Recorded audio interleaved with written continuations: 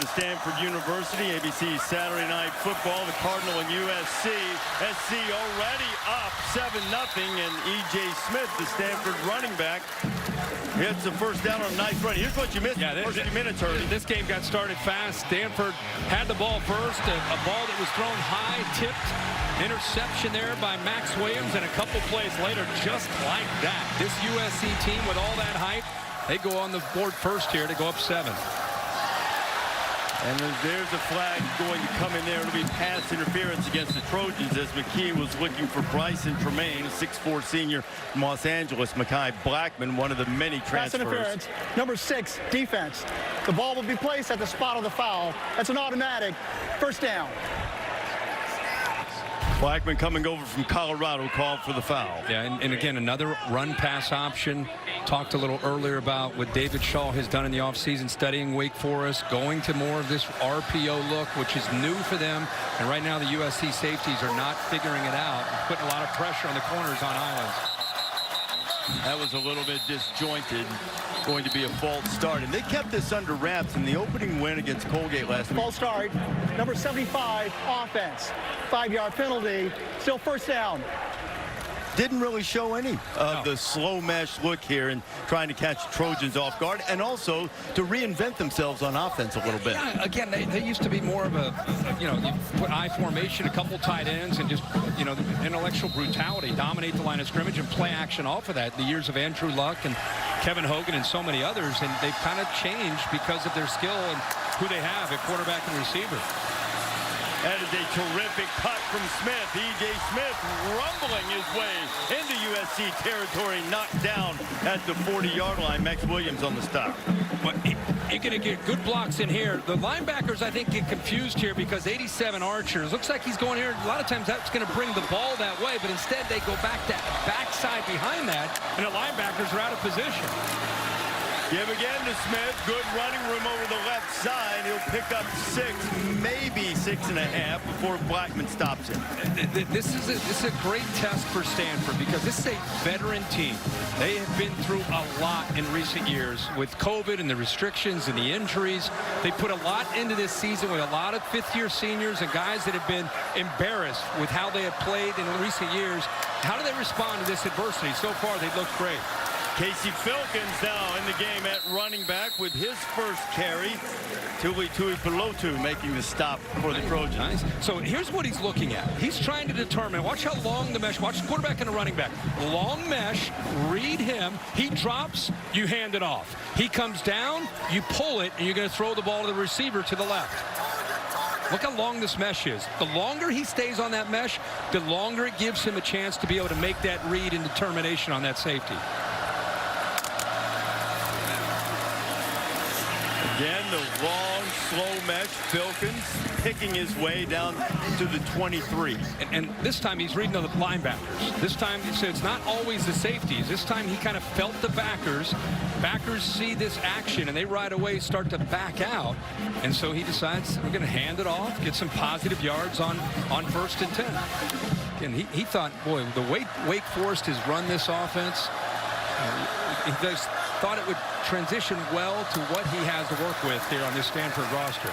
This time straight pass. McKee pressured and he's knocked down. Solomon Byrd there to get to the Stanford quarterback.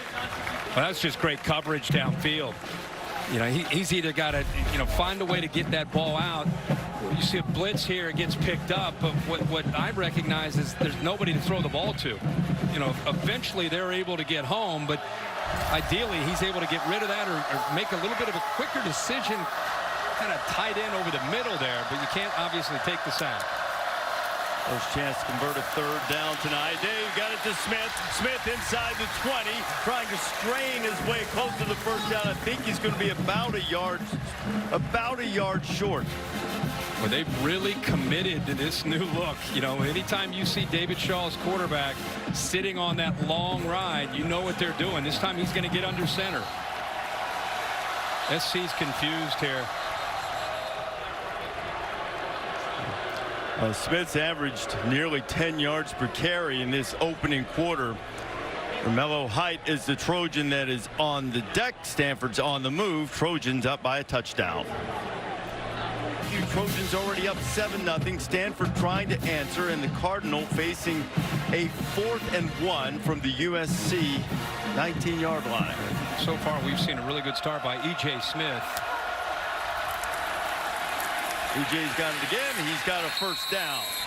He's averaging close to 10 yards a carry in this run-pass option scheme that they're unveiling tonight for the first time. So he's been a beneficiary of those safeties and backers kind of dropping back into coverage. You have to respect. McGee can spin it. There's Emmett, of course, looking on, a proud father. But you have to respect the receivers and the quarterback. So you're dropping back into the zone, and now you have to be worried about what E.J. Smith can do running the football. And it's somewhere, and yet familiar number 22 catching the pass just like Dad did, diving for the pylon, and he'll be stopped short of the touchdown, but the Cardinal with a 1st and goal. Yeah, he's showing a little bit of everything tonight. Can a backer get to him? You got to try to get out there and play man-to-man. A tough ask by Shane Lee. Good effort here by E.J. Smith to try to extend. He steps out, but still, you can see the progressive pylon cam where he stepped out of bounds. But Stanford's ready to go again up at the line of scrimmage. And, of course, they're going to have to wait for USC to make their own adjustments with the substitution of their own. This is more familiar for the Cardinal. They bring a fullback into the game, Jay Simmons. Going back to E.J. Smith. E.J. not finding any kind of running room there. A host of Trojans there, including Eric Gentry. SC, everybody wants to know how physical can SC be, right? That's all you hear. We know they got Caleb Williams. When they got all these transfers, all these skill guys, and how tough are they at the line of scrimmage? That's a big question about this team. I think they're confident in who they can be. That time stood strong there at the point of attack up front. I think Stanford goes back to spreading them out. Create that space. They got great athletes. Half roll on 2nd down. McKee being chased back to the end zone. Did he get the feet down? No signal yet. Touchdown. They gave it to him. How about Bryson Tremaine? Reese, that was, you're going to call it? I don't know if I had to look here. It's all about his feet. If they're inbounds, it's that left foot down. We'll have to check it, maybe another angle to see if that heel came down at all. Here's a perfect angle right here. Watch that left foot. The heel looks like it stayed up, but they're going to probably take a peek at that, I would think, Billy, don't you? No question, they'll take a look at this one. And there's a difference between one motion of the foot coming down and then showing that you can get the toe down and keep the heel up. Can you explain that to us? Help us understand that. All right, as he's coming down now, that foot's coming down in one motion. If that heel hits the ground, he's out of bounds. In one motion? In one motion. Gotcha. That's different than if you're going forward and tapping the toe and falling out of bounds, right? Exactly. That heel, could you tell by the looks that we have if that heel touched the ground? It's not indisputable video evidence from this angle. My gut tells me he's out, but I do not have video evidence. I just don't know if I just can't tell if it touched. I mean, it's obviously over top. It really looked as if it did from that other angle, but then you look at it from behind, and it's almost as if you can see a little red, a little Cardinal color in there. Tremaine coming off a horrific lower leg injury suffered against Oregon last year. They're thrilled to have him back in the lineup. And that was a tremendous catch. We'll just see if they let him keep the touchdown. So many of their receivers, were out last year. And that's why I think they feel so good about who they can be this year if they can stay healthy. Here's David Shaw. And how about the job that Shaw did keeping these offensive tweaks under wraps? Yeah. And how about if this stands responding to adversity? If you just tuned in, I know a lot of people are watching Pitt in Tennessee. The opening drive was an interception for Stanford, and 4 or 5 plays later, a touchdown for USC and Caleb Williams. I mean, blink of an eye, 2.5 minutes into the game, 7-0, and they respond with a heck of a drive here. But that they did. In the first game of the Lincoln Riley era at the Coliseum last weekend, USC had 3 interceptions returned for touchdowns. They picked off another pass, and then the 5th one of the season already set up the first score, if you weren't with us earlier. And Stanford was moving the ball even prior to that interception, too, early going. They've implemented this new look that they haven't shown at all. I mean, Stanford is an I formation, run downhill kind of team. So all of a sudden, they're doing this slow developing run-pass option that they've never looked. And right now, Alex Grinch and USC right in the middle of trying to make adjustments on the sideline. We'll see how they do throughout the rest of this first half and then the rest of the game. You know, philosophically, David Shaw talked about he played here. He's been here as a coach and assistant for Jim Harbaugh, head coach for a long time. He talked about institutional knowledge and how he had to get rid of some of that to look at what they needed to do to improve to get back to the level of winning where they were for so many years. Let's hear the call. After review, the receiver's left heel came down out of bounds. The pass is incomplete. Third down. Let's take one more look at that and see if you agree with what our replay official Judson Howard decided. Wow. I'm going to say I do agree. Okay. I think he got it right. I just can't. I can't look at that video and say, oh, without a doubt, that heel touch. For me, I would have gone with the call on the field. A rules expert quickly, Bill Amanya, you agree? It's a tougher one as we've seen, but I'll give Judson the benefit of the doubt. Touch, incomplete. Yep, so it's 3rd and goal. E.J. Smith split to the bottom of your screen. McKee, plenty of time, firing high, and it'll be incomplete, and it'll bring up 4th down and goal. Really good coverage on Tremaine, who they tried to go back to. They actually bracketed, took him away. He's going to work to the outside and into the inside. Problem is, you got 2 SC defenders that are there. Linebacker kind of sinking, safety that's kind of bracketing him, trying to take that away. No chance to complete that. All he could do is throw it up high and throw it away. Joshua Carty will try to get Stanford on the board with a 22-yard field goal, a junior from Burlington, North Carolina. And there was movement after the Trojans shifted. Stanford a little anxious, and they'll move him back. Or maybe there was contact I heard. Let's see what the call is.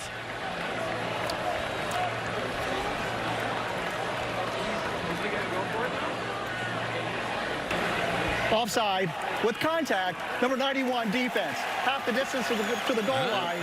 Replay the try. Moves it down to the 2-yard line is David Shaw. David Shaw's going to send the offense back out. Do you like this call? I like it. Be aggressive. Coming off the year that they had last year, you're playing USC. You're down 7. You got the ball down to the 2-yard line. I completely agree. You haven't beaten an FBS team in 11 months. You lost 3 of your last 4 last year by more than 30 points. Try to make a statement. The only thing that concerns me, they moved the ball right down the field, but once they got into the red zone, and especially inside that 10, field's gotten tighter. SC's been able to make more plays, been tougher at the line of scrimmage inside this 5-yard line. E.J. Smith in the backfield. This will be the 13th play of the drive, and it's 4th and goal. McKee, slow miss, little flip, batted into the air. Another interception. It's picked up by Mekhi Blackman, and Blackman stops the threat.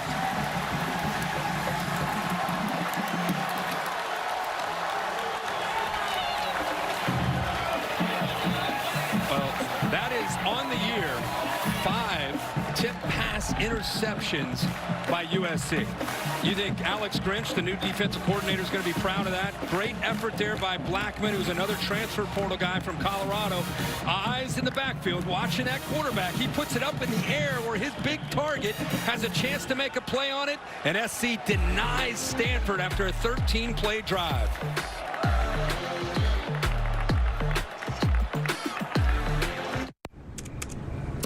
USC fired Clay Helton. Eventually that led to the hiring of Lincoln Riley. As you look at Tanner McKee, who's thrown a couple of interceptions, and Riley, who has his team off to a 7-0 lead thanks to a couple of turnovers forced by his defense and a quick completion out to Mario Williams. Mario Williams, another transfer from Oklahoma. He gets up to the 25.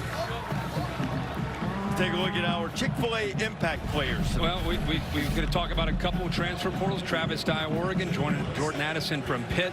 Heron is going to have to get pressure 15 on the outside, and Caillou Blue Kelly going to be asked to cover these very talented and fast receivers that SC has. Caillou Blue Kelly is one of the better cover men and cornerbacks in the country, and he wanted his shot to Jordan Addison, and he's running with his back to the play in man coverage, and they throw it underneath to the Stanford transfer, Austin Jones, for a good pickup.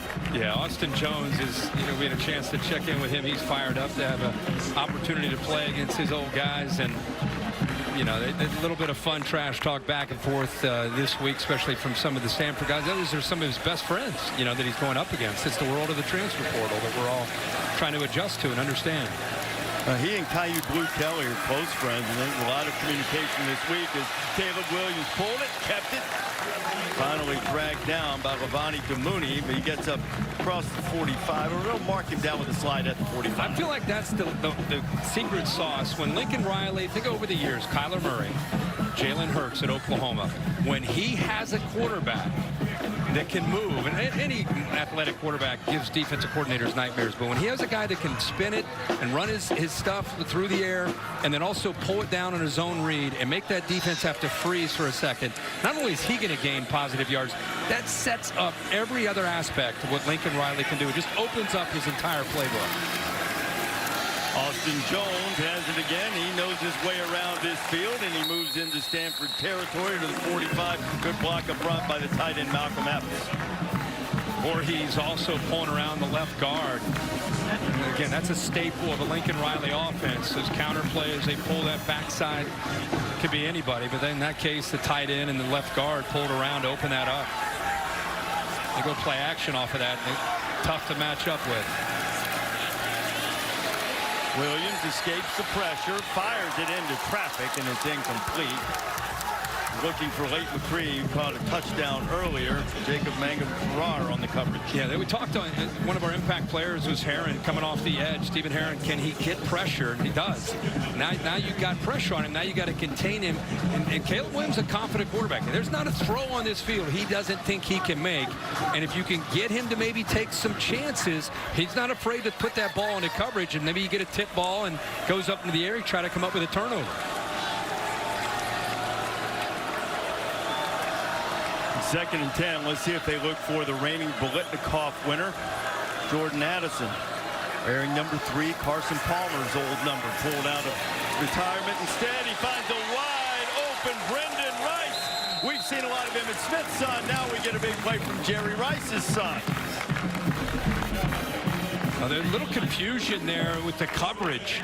You can see Bonner came off of that. Didn't really get a good push there at the line of scrimmage to slow him down at all. It's almost a free pass there. Travis Dye tripped up. A really good play by the freshman David Bailey. I don't think Stanford's secondary on the same page there with Bonner not getting that jam at the line of scrimmage. And give credit to Caleb Williams recognizing that. It was just a big hole in coverage, and he put it right in there. I'll tell you, man, when Lincoln Riley's rolling, remember, we're used to seeing it in the Big 12. Pac-12, they're not used to seeing this. They're not used to seeing the tempo and the efficiency and the execution. Remember, Caleb Williams, second year running this offense, which is a big advantage for him, and running it fast and without making the mistakes that he made last year when he was in Oklahoma. And those two guys, Caleb and Lincoln, both say they can finish each other's sentences. Caleb pulls it, gets it to Addison. Addison on his feet, and Jordan Addison will waltz in for a touchdown. His third in a Trojan uniform, 22 yards. But when you have a balanced attack, right, and you run the ball, and remember I talked about the staple, the counter play. You're going to go here. Watch what this does to the defense, because they have to respect that. They're running the ball, and just by getting out of position, not only do you catch it, but now you've got room after the catch. That's the critical part. Those linebackers have to respect that running game. They get out of position. He throws it the other way, and now he's got a tunnel to be able to go to the end zone. When you get a turnover, you want to cash it in. USC has gotten 2 of them, and they've scored 2 touchdowns. Addison getting the most recent one, 14-0.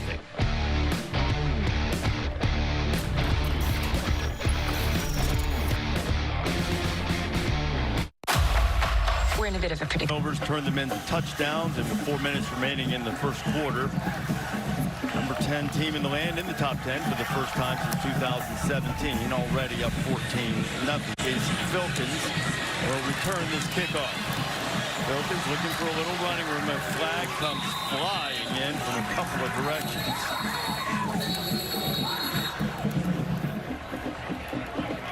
Michael Mothershed leading this Pac-12 officiating crew tonight.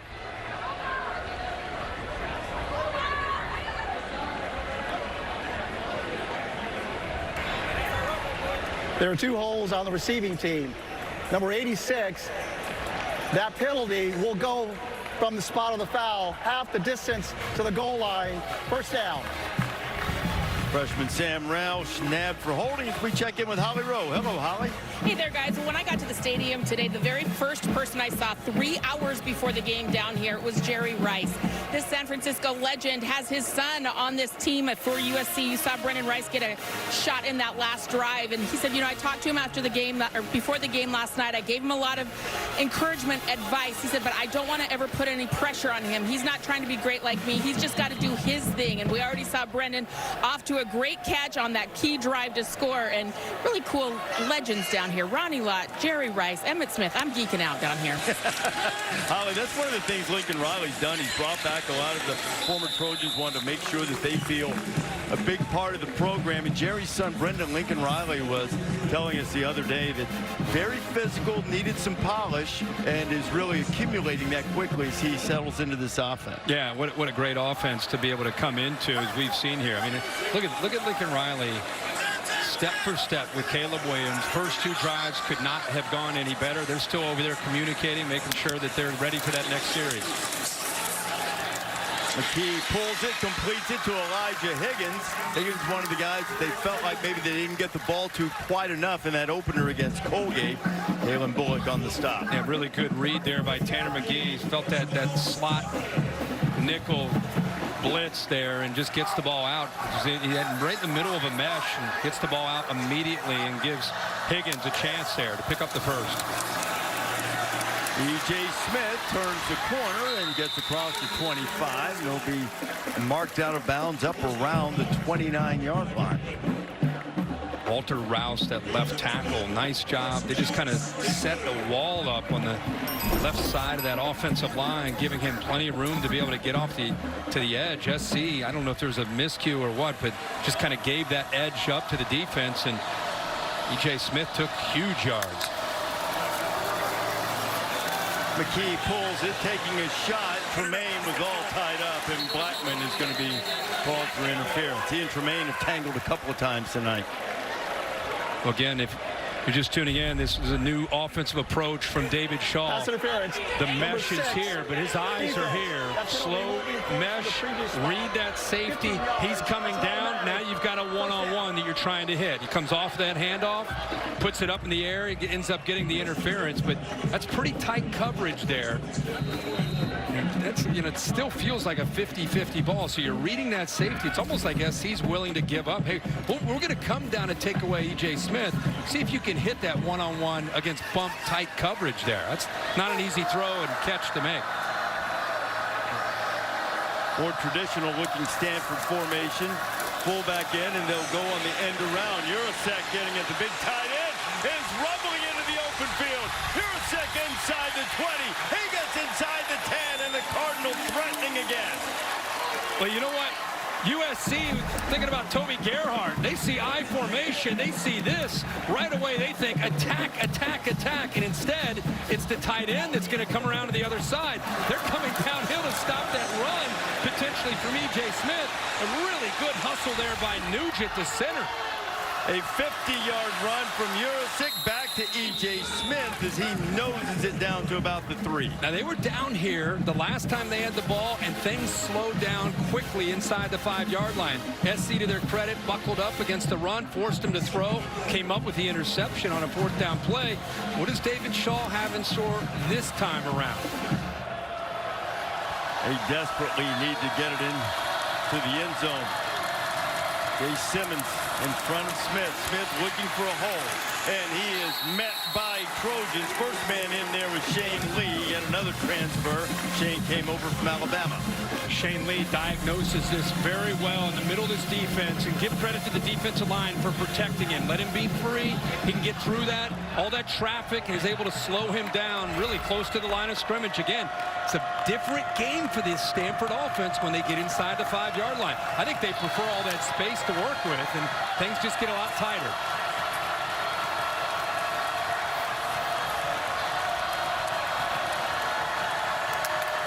Third and goal. McGee's got a man out there. It is Smith, and that was easy. Touchdown, Stanford.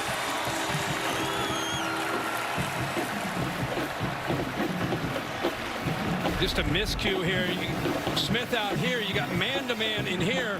This linebacker has got to run with 22 Smith. He starts to, then he stops, and then there's nobody out in the flat. Easy diagnosis for Tanner McGee, and a touchdown for the Cardinal to get back into this game. 7 plays, 93 yards. Emmitt Smith approving of Stanford touchdown scored by his son. David Shaw, Tavita Pritchard raving about E.J. Smith's versatility and how he could be the next in that long line of terrific Stanford backs. Emmitt Smith, as a proud dad, is incredibly proud of what he's seen from his son. He's already got a couple receptions, a touchdown, and he's running the ball, averaging over 6 yards a carry. So really doing a good job here in this first half. Well, a lot of times there is a burden placed on the sons of greats, and who's greater than the all-time leading rusher in the NFL and the all-time leading receiver. There's E.J. and Emmitt in much earlier days for both of them, and Jerry and Brendan, along with our buddy Steve Young. I guess you got a little 49ers Cowboys feel here. Sure does. This matchup. Emmitt's double deuce rolls in there for the touch. I'm sure Emmitt Smith's always encouraging his son, but one thing that's different about him is, he's battled through some injuries last year. He's now bigger. He's taken advantage of the offseason, put some very good weight on. He's over 210 pounds now at 6 feet. I mean, he's a thick, strong back, and showing the versatility to become a complete back this year, picking up blitzes on pass protection, catching the ball in the backfield. That's one of the benefits of playing in this offense. They ask their backs to do a lot, and E.J. Smith certainly can do that. First play of the season offensively for Stanford was an 87-yard touchdown run against Colgate last week for E.J. Smith. Gary Bryant is deep. He will watch the kick sail over his head. And they'll bring that to the 25. Go back. So, again, they've had the ball twice, 2 touchdowns. This is the last drive. You saw a little bit of everything. You saw a run here from the Stanford transfer, Austin Jones, positive yards. Really, Stanford's defense confused, busting coverage there. Caleb Williams takes advantage of it. Watch these offensive linemen get downfield in the touchdown. They're punishing people. This big offensive line, that was Bobby Haskins, the left tackle, 15 yards downfield, taking it out on a safety. So 2 for 2, 2 drives, 2 touchdowns. What can Stanford come up with right now with Lance Anderson, the defensive coordinator? Remember, they've adjusted themselves. They've always been a 3-down lineman, 4 linebacker defense. They spent a lot of time this offseason going to a 4D lineman to get more pressure and attacking. First 2 series, it has not worked. They're hoping it would fit into the recruiting profile. Easier to get the edge guys. He's got a big shot up there. It's Addison again. Can he stay on his feet? He does. Jordan Addison, just like that, beats Caillou Blue Kelly at 75 to the house.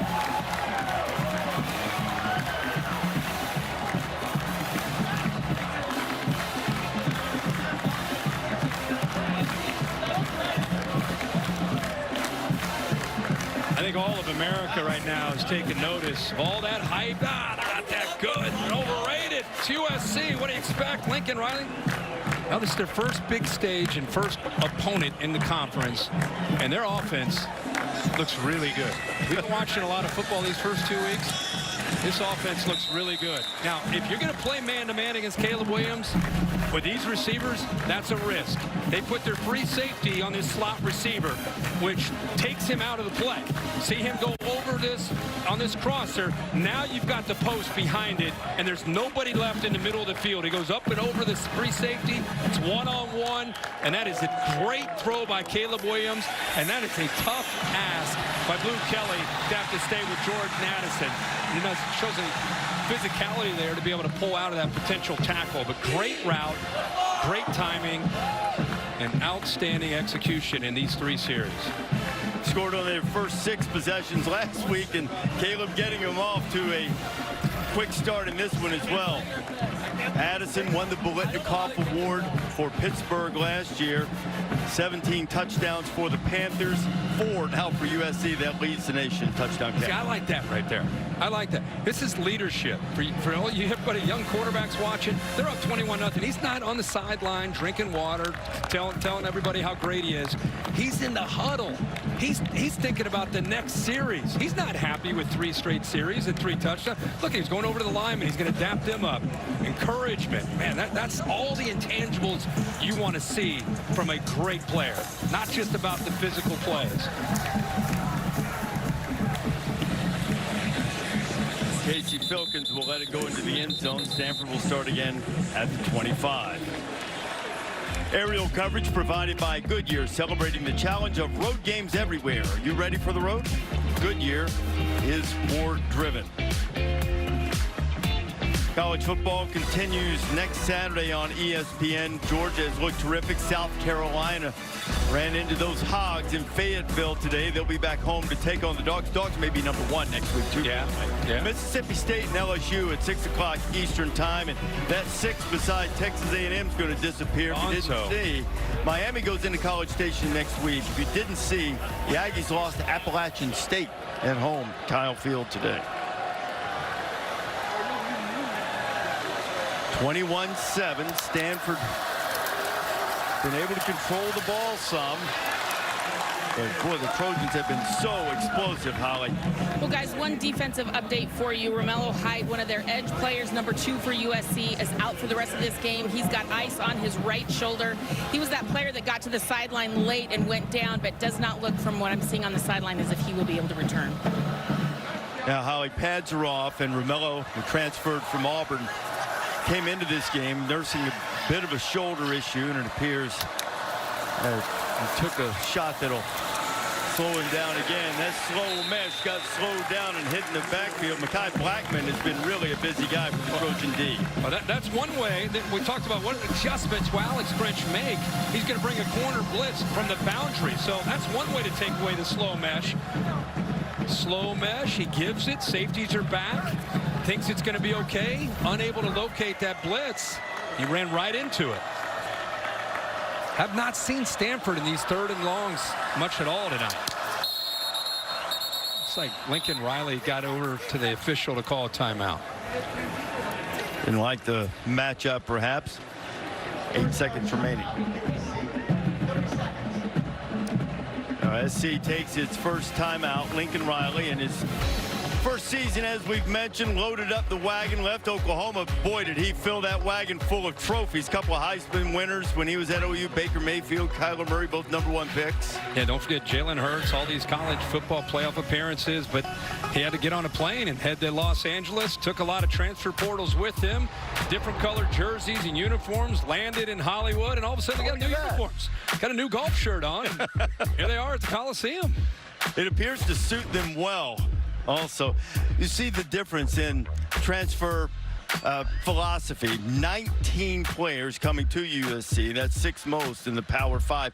Stanford was only able to add 1, someone whose names we have not called tonight, Patrick Fields, who came from Oklahoma. So he knows the Lincoln Riley offense well, but that's the only one. Obviously, different institutional requirements sometimes limit the ability in the transfer portal, and it has for Stanford. And McKee converts that 3rd down with a dart to Elijah Higgins. Wow, what a throw. Great protection. And it gives you an idea of what Tanner McKee can do with his arm strength. Just put a frozen rope into his big target, Higgins. And on 3rd and long, they convert. USC entertaining, explosive in the first quarter, but the Cardinal had the miscues, but they've moved the ball. They'll try to get a little bit closer. Headed to the second quarter when you come back.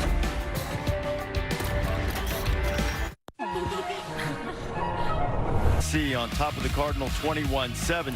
Cardinal had a couple of turnovers, but they've really moved the ball when they're doing it again with E.J. Smith, who is just gashing his way through this Trojan defense. Yeah, and you know, this is a play where he shows vision. He finds it in the backside, but USC not very sound here on this play. It's not as if it's like great execution up front. It was more of just an opening out to the left, nobody out there, and he just does his job by being patient. Eventually sees the hole and then is able to accelerate through that. But SC needs to tighten up the edges. McKee pulls it. Wide open man is Ben Urasic, who had the end-around run for 50 yards. Another big play for the tight end. So he's going to have mesh here, which will affect the backers, and then he's able to hit that right behind. Watch the mesh. Backers are coming downhill. Opens it up very nicely right behind it. I mean, this offense is, they turned it over a couple times. The one turnover was when they went for it on 4th down at the 2-yard line. But they have moved the ball about 7 yards, maybe 8 yards a play. It's just a matter of trying to stay up with Caleb Williams and that SC offense. McKee back to work, has a man out there, and recovering and knocking it away was Sierra Wright as Michael Wilson. That ball has a little more air under it, and that's a touchdown. That hit his face mask, or did that hit the arm? Oh, it hit his shoulder pad. Yeah. Accidental nice play there by Wright. Beaten on the play, ball underthrown as he's trying to catch up with it. Progressive pylon cam shows you that it hits his left shoulder pad. He's beaten for a touchdown. Sierra Wright, you might know from the television show Grownish, Space Jam, actor and cornerback. McKee, quarterback. That one was another deflected ball. Solomon Byrd got a hand on it. Sure did. They're saying enough of these slow mesh points. I'm starting to kind of wait and trying to time up my leap. They have thrown so many of these in his first half. This time, 51 Berg waits, and then gets up into the air. Second-level defender, linebacker. If he doesn't make that play, that's another completion on a glance route. McKee picked up 23 on a 3rd and 15 earlier in this drive, and they... Tanner McGee, I don't know if he's selling this. Okay, I thought he might be selling it. They're going to direct snap it to Smith, but he was a little confused. He's all set now. They really need to keep this alive and try to score the touchdown. They'll try it right now. Back shoulder. And the catch by Bryson Tremaine. I mean, that's called putting it on, Reese, and using the size. He's 6'4", going up against Blackman, who's got decent size. He's been handsy all night, but the back shoulder puts it right on his receiver. They are fortunate that that ball didn't wind up on the ground as Tuli Pulotu got in there to wreck that play. Watch his throw. 3rd and 10. He didn't put any air under that at all. He put that on a line where his receiver could just turn his body, hit him on that back shoulder, gets his foot down for the first down, and then SC comes right back the next play for a tackle for a loss. Again, Stanford moves the ball at will. They get to that 10-yard line. Things slow down a little bit. Those vintage Stanford teams, that wasn't the case. That big, powerful offensive line, strong running backs, always good at it. McKee dumps it underneath, and boy, Urasic takes a big-time hit. Eric Gentry in there along with Tuli Pulotu. But he tried to get rid of the ball to give him his receiver, actually the big tight end, a chance. And he had another receiver, Humphreys, 5 out in front. If Humphreys would have been tough, but if he could have turned a little sooner and at least been able to maybe chip Eric Gentry, it might have given him a better chance for some yards after that catch. 3rd down run with Smith. Smith, oh, the football's loose. Max Williams, who had a pick earlier, knocked it free. Let's see who's on the bottom of that pile. Oh, wow. The 3rd turnover of the night for Stanford, and USC stops him in the red zone. And the 2nd turnover inside the 5-yard line for Stanford. He sells this great. Does everything you need. He waits for the hole to open, and there he is right there. Heck of a hit by Max Williams. Puts his shoulder pads on the ball. And it's a free-for-all, and a lot of white jerseys all over there to come up with another turnover. Fumbles were a problem for Stanford in their opener, and it's reared its ugly head again in the red zone.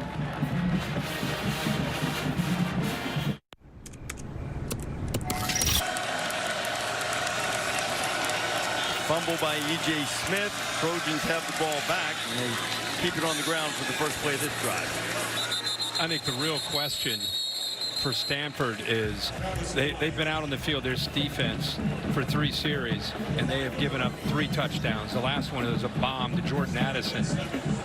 Coming off a year where they were 4-8, they made all these changes to become better this year, and their first big game on a big stage, they give up 3 quick touchdowns. Where's their attitude? You know, Lance Anderson's a very talented defensive coordinator. He's doing the best that he can, but right now, this is a tough matchup against all their speed and skill with Williams and these receivers. The Trojans have 21 points, and this is just going to be their 15th snap. That's pretty efficient. Caleb Williams floating it up the sideline, and Travis Dye, intended receiver, and then a flag comes in.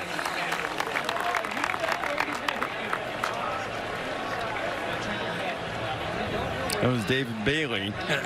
I mean, you talk about a matchup that you want. This is Lincoln Riley. This is Lincoln Riley creating a matchup against a defensive end, against a tailback on a wheel route. Tough ask for a big defensive end. Pass interference, number 13, defense. 15-yard penalty from the previous 23. spot. It's an automatic. First down. Think about this. Lincoln Riley sees that the corner's in man-to-man. He's like, he probably made the call from the sideline saying, oh, we got a matchup. This is a defensive end. He's not used to being out there. He's not going to get his head turned around, so clearly the interference is there. But a good recognition by Lincoln Riley and Caleb Williams with a back against a defensive end. Defensive end in Bailey that's a freshman too, Kirk, and one that they think is going to be a star, but he's still feeling his way in college football and pushing his way as Travis Dye to another SC first down. I got the feeling that Lincoln Riley and his staff, they're tired of hearing that narrative. SC, they got a lot of skill, but they don't have anybody in the trenches. I think he challenged his offensive line all week. All I know, guys, I don't know if you're as good as Stanford. All I hear is how tough they are. We lost 4 or 5 up there. This SC offensive line has shown up in a bad mood based on what we've seen so far, taking that challenge to heart. Another first down. Trojans moved it inside their own 5, out across the 30. A lot of running room there for Dye, and Dye gets up to the 40 before Jonathan McGill finally wrestles him down. What he's done is, you know, with these formations and the threat to run left, to run right, to run the back, to run the quarterback the other way, play action off of that, take shots downfield. He creates all this space. And when they're running the football the way they are, they haven't had the ball a lot tonight, but when they start to run the ball the way they are tonight, it, again, makes the safeties and the linebackers' jobs that much harder because their eyes, the discipline of their eyes really can be challenged between run and play action. Austin Jones has the first down.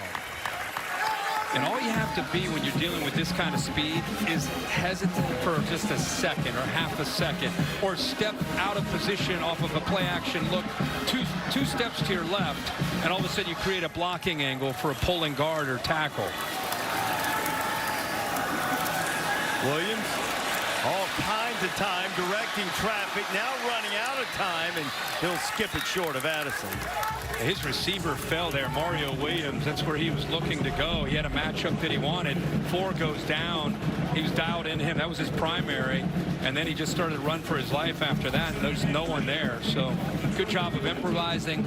Smart play on 1st and 10 to just throw that ball away. Give him the way they're moving the ball. Just give him another down or 2 here to try to pick up another first down. I got you. Gary Bryant is checked in the slot. Also into the game is the freshman Raleek Brown. He is a speed demon at the running back position. He's out in a route now. Williams going to fire deep. Got a man out there. It's Williams, and Williams comes back to the ball and finds it and makes the catch. He got matched up against a safety in the slot. 18 right here. That's a tough matchup against Mario Williams. He just can't stay with it. He cannot stay with it. Finally locates the ball. I really loved how Mario Williams never really showed the ball was coming. To the last second, he puts his hands out. So he didn't advertise to Wyrick that he was going to make that catch until the ball was past him. Boy, these guys. Wow. Back in the red zone. Gets it out to Williams quickly. He shakes a tackle. Trojan touchdown. I think all of America, at least the ones that are watching this game right now, are looking at this thinking there is incredible execution and a lot of speed. This is just a ball. It's just trusting your guy to win a matchup. Win a one-on-one matchup against a safety in McGill. Give it to him. See if he can beat him one-on-one. Open field, who's better? And SC feels that they're better than probably anybody that they're going to go up against in the Pac-12. Make a guy miss, go down the sideline for a touchdown. 7 plays, 98 yards. And if you took over 6.5 plays on that drive and started at the 2, you are a winner. And, man, 4 touchdown passes from Caleb Williams already. The most recent one to Mario Williams. Trojans rolling. 45 a.m. Well, there's Carly, a carpenter, just like her dad. There's Juan. He's building a house and a better life. Lamar needs a torch for welding school. Ed's putting in a pool for a friend. That's who's in our parking lot at 5:45 a.m. Real customers made for doing. And at the Home Depot, everything we do for them.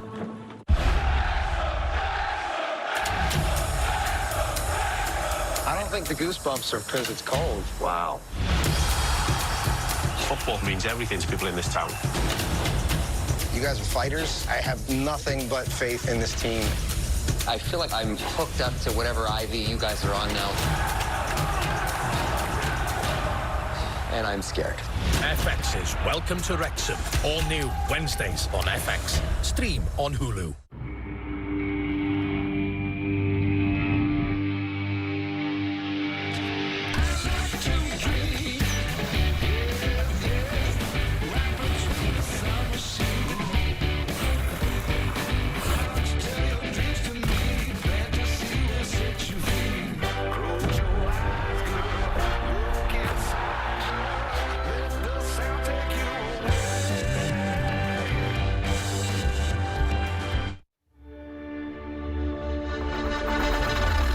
What's the move? Tryna wild out now. Catch a groove. She said, where you going? What's the move? Tryna wild out now. Catch a groove.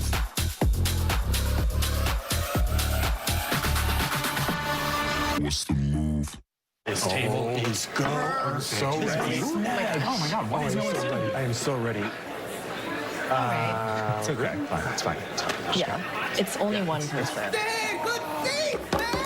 It's 2 people. If we lean towards this way, maybe. Yeah, okay. No way. What? I want them big. Football's better on 40-foot screens. Right, Travis Kelce? Dave & Buster's, where winners watch.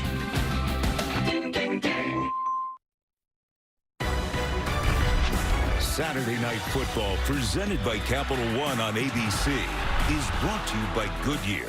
Discover the possibilities. Goodyear, more driven. One of the greatest players ever to step on a college football field is Andrew Luck. And a few moments ago, the College Football Hall of Fame's on-campus salute greeted Andrew Luck. He's a 2022 College Football Hall of Fame inductee. Will be inducted in the annual awards dinner in Las Vegas coming up in December. Andrew loves it here at Stanford, back in school, has been hanging around the football team a little bit. And Holly Rowe's going to visit with a Stanford legend coming up right after this kickoff. Casey Filkins is deep for the Cardinal, and he'll return it from just about his 1. There's a little alley for Filkins. Filkins across the 30. He's knocked down at the 33. Holly?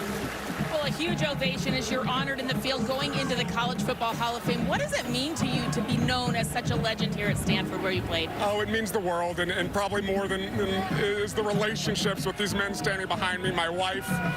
The love from this place for us is special, and in many ways it feels like coming home. You know, you told me at practice the other day it does feel like coming home, but that you were proud of how you changed the culture here. 7 losing seasons before this group of guys got on campus. How did you do that? Yeah, an amazing group of guys, an amazing amazing group of coaches. There's names all over the NFL and college and fun stories about it all. And we worked really hard, and we enjoyed each other's company. And we made the most of our opportunities, and I hope our guys keep chipping away and making the most of their opportunities this game. A good game there. I know quickly you wanted to say one more thing about a special Hall of Fame class. Yeah, no, it's certainly for me the College Football Hall of Fame today, but it's the 50th anniversary of Title IX. Stanford Hall of Fame inducted 10 incredible women, and they're going to be honored at halftime. I'm not sure it's on TV, including Tara Vanderveer, one of the great coaches of all time in the sport of basketball, and the worldwide superstar Neko Ugwumike, who was my classmate.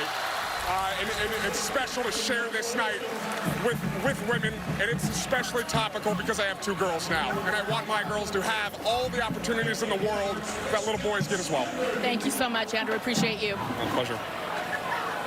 Andrew, Holly, thank you very much.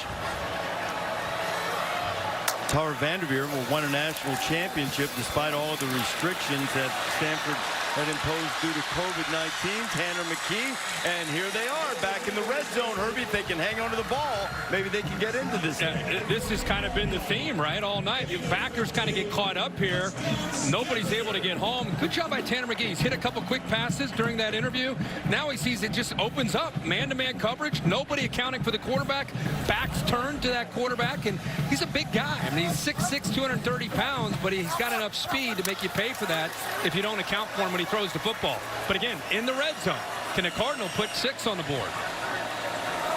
2 of their 3 turnovers have come in the red zone, come goal-to-go situations. McKee throwing it out. Oh, and he had a freshman tight end, Sam Rouse, by himself. I think he was going to walk in, and he just flat dropped it. Yeah, I think the young freshman starts to think a little bit about what's going to happen after the catch. He gets caught up here and then releases. Nobody there. SC blows the assignment, and a poor guy. Played for Trent Dilfer. Really talented player, a true freshman. Trent Dilfer has a great program there in Nashville, and he'd love to have that one back, I'm sure. E.J. Smith to the ground, and Rouse is a guy that they believe is going to be a complete tight end. Yeah, he will be. And if people that have not seen this, much like this drive, they have moved the ball using this run-pass option, kind of a new look for them, moving it up and down the field, averaging 7 yards a play. And there's been a lot of openings, whether it's been running or throwing. Then they get inside the 5-yard line. Twice they've turned the football over. Smith, who fumbled it the last time he got inside the 5, this time picks up the first down. It'll be 1st and goal.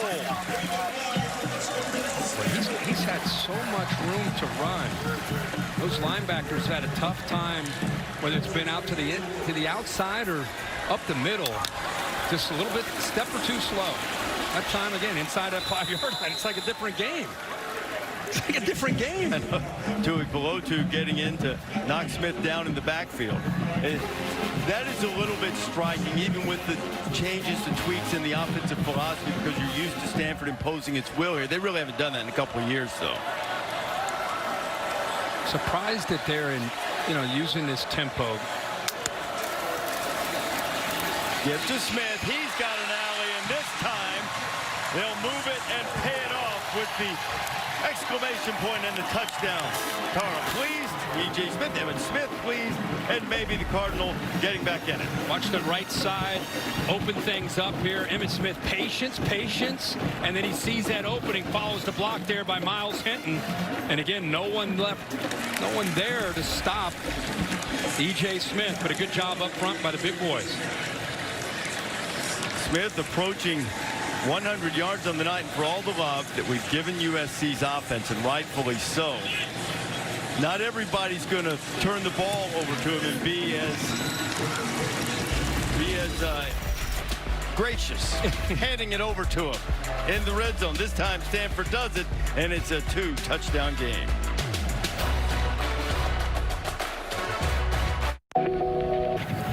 You already know this? No. I don't even know what that means. I mean, look at it. The last time SC got through September undefeated. First answer that. What year was that? Well, I have no idea. Okay. That's the thing. The easiest guess would be Alabama or Clemson, because they won more championships than anybody else. Let's go to the studio now, check in with Kevin Nagandi, see if he knows the answer. Yeah, he might know it. No shot, Reese. Absolutely no shot, Herbie. I wish I could help. Dish halftime report just minutes away. Booger McFarland, Dan Mullen joining me.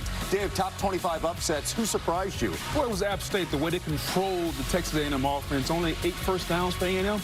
I think it's Marshall, committed to the run game, stuck with it all day, and their defense would not threaten vertically by Notre Dame at all. Sat on routes all day and got 3 interceptions. Irish off to an 0-2 start. Also, highlights in Gainesville, a really good one between Florida and Kentucky. Back to you, Reese. Kevin will look forward to that. That's a stunning note that Booger had there. 8 first downs for the Aggies at home. Against Appalachian State, North Carolina scored $1 million on them. Of course, they scored almost $1 million against Carolina. Back to Austin Jones. USC gets it up to about the 30. It'll be a pickup of around 5. One of the things I like to watch when Lincoln Riley has an offense like this is the safeties. And the challenge, whether it's E.J. Smith going into the locker room, has had a great first half. Hopefully he's going to be okay. Looks to be okay. We have a player down, so. But when he's going like this, the safeties are put in such a tough spot, because do you come up and run support where they're averaging 7 yards a carry? Or do you sit back and worry about the big play ability of Caleb Williams getting these receivers one-on-one? It's a pick your poison kind of thing. But the safeties have the toughest job tonight of trying to help out against the run and prevent the big play over the top. Doesn't get more efficient than SC scoring 4 touchdowns on 4 possessions. Stanford's outgained them, at least pending the outcome of this play. They pick up a first down. Cardinal, they have 300 yards. USC's approaching that as they get another first down. And here's the other problem as a safety, right? Do I walk up tight on Mario Williams without anybody behind me as a safety? And we already seen what's happened when safeties do that. He goes right by him. Or do I give him a cushion and Caleb Williams goes, oh, you're going to give him that 8-yard cushion? Quick throw to the outside, first down. So it's really tough unless you have dominant defensive linemen. Jones pushing his way across the 45-yard line. Williams already has 4 touchdown passes tonight, only 2 incompletions. Yeah, I know he pushes, but really that line is pushing. And he's just following right behind it. I think that's been the biggest thing for me. We all knew about Caleb Williams in his second year with Lincoln Riley. We knew about Travis Dye. We knew about Mario Williams. We knew about Jordan Addison, all these talented skill players. What I wanted to see in person was the physicality and the oomph up front of SC's offensive line. Did they have it? Man, do they ever? Williams pulls it, a little tunnel. There's Addison. Addison, who scored a couple of times tonight, is knocked down, picks up the first down. Again, if you're going to sit back, they're just going to hit some quick throws underneath. These offensive linemen are athletic enough where they're doing a really good job of blocking downfield. That time you saw Nealon, the center, showing some great athleticism. He's 10, 15 yards downfield trying to pick up a block. So it's quick hitters, it's the run game, it's the QB run, it's the boot, it's the play action. Oh, by the way, just when your eyes are really confused, we're going to take a one-on-one shot and beat you with speed downfield. They did that, hitting Addison for 75 yards, a big chunk of the 100-yard receiving night he already has. There's Travis Dye shaking off one tackler and getting down to about the 35-yard line. When Travis came in here with Oregon last year, Oregon was ranked 3rd in the country. They got beat. Last game Stanford won last year, and he was close to 100 yards. I didn't look it up this week getting ready for this game, but if you remember back when Baker was there and Kyler Murray was there and Jalen was there, I mean, those offenses were humming like this. Well, they're averaging 44, 45 a game pretty much. I mean, other than Utah, maybe, who's going to match up with these guys in this conference and try to slow this offense down? Kind of looking at the schedule ahead. I don't know if Oregon State can do that, but that'll be a tough trip. There is Leighton McCree. He had a touchdown catch in the early going, and he has a first down catch from Williams. Again, just a really good job by Lincoln Riley mixing up different looks. And he's not utilizing just Jordan Addison or just Mario Williams. I mean, he's getting everybody involved, throwing the ball to the backs, throwing the ball to the tight end, running the football. Right now, he is in control. And again, we'll keep a shot, maybe do a double box, show how active he is with his play sheet and communication with Caleb Williams before the snap. They are really in lockstep with how they see things.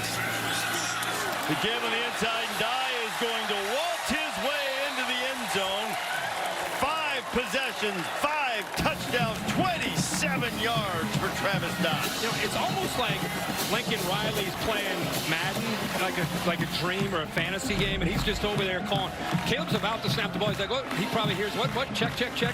Sees the look that he wants, makes the adjustment, sees the blocking angles, the offensive line. Somebody's out of position. Clearly, they saw what they needed to see based on their film work all week, and the connection between Caleb Williams and Lincoln Riley for 5 straight drives. We have seen it work to perfection. 35-14. This has been a show from Riley's Trojans. It's true. Everyone gets a free new Samsung Galaxy Z Flip 4. Which begins Monday Night Countdown at 6 o'clock Eastern Time. I was kind of looking around trying to figure out something USC hasn't done well on offense. You know what they've been inefficient at tonight? What's that? Converting third down. They haven't had one. They haven't had one. Here goes Casey Filkins returning the kickoff. Stanford will try to score before halftime. Barry, you got the Athletic Trivia answer? I do. Of course, for tonight's Athletic Trivia question, I asked you the last time USC finished September with an undefeated record, who won the national championship? So the first part of the two-pronged answer was the year was 2010. And, of course, the national championship year was Auburn. That very dramatic national championship game win over Oregon. Dude, how do you come up with these questions? I try and come up with some storylines I try and come up with some storylines around the game. It's been a while since SC has been a factor late into the year. So I'm not just asking us when was the last time they were undefeated. That's too easy, though. There's no playoff with that, though. I want to give you a little history and add a level to it.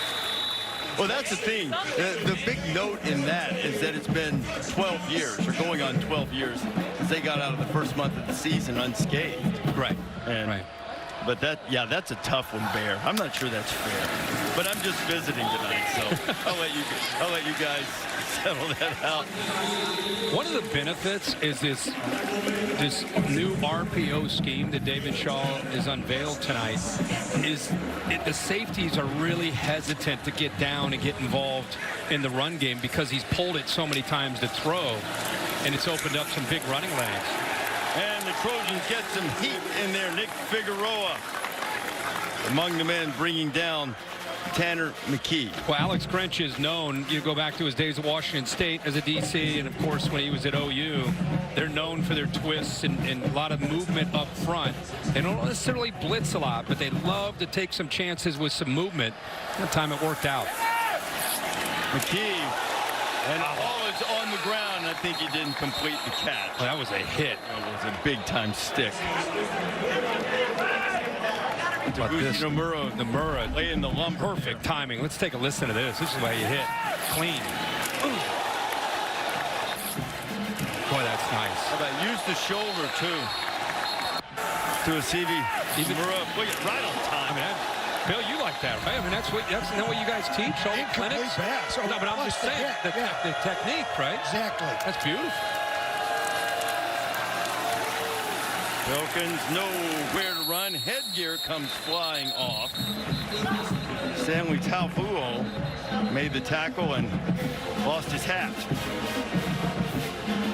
There was nowhere to go on this run. That slow mesh point has been working out for McGee and E.J. Smith, keeping those safeties and those linebackers back. And that time just got squeezed. Nowhere to run. Hey, I want to 4th and 16. We're about to see our first punt of the night. Okay, well, let's call a timeout. It's 35-14. Now remember, Stanford received the opening kickoff. They won the toss, elected to receive, which means SC's got a minute 15 to get it back and double score. Plenty of time. Plenty of time with the way Caleb Williams is working. I mean, they'll be able to work a little clock maybe the way they've looked in these first 5 drives, but they're not going to think of taking the knee. You know, they're thinking about scoring and being aggressive and continuing to try to put points on the board. Why wouldn't you, right? Hey, it's early in the season. You're trying to mesh a lot of guys together, get some rhythm. They should have plenty of confidence. But it's really unfortunate that Stanford has had the turnovers. If not, we would be looking at an absolute barn burner. 3 turnovers, 2 of them deep in the red zone tonight. Stanford in a big hole. Aerial coverage provided by Goodyear. Road tested and game ready. Are you ready for the road? Goodyear is more driven.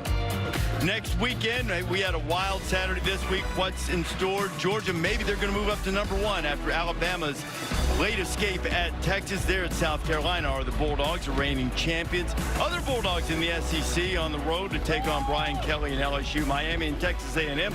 A&M, victim of an upset at the hands of Appalachian State, which is a really good, solid football team. Yep. You got a feeling, it's so early in the year, you can't really judge. You got A&M is still obviously so much in front of them. They'll fight back next week and be more fired up to play against Miami, but give Appalachian State all the credit in the world for that win.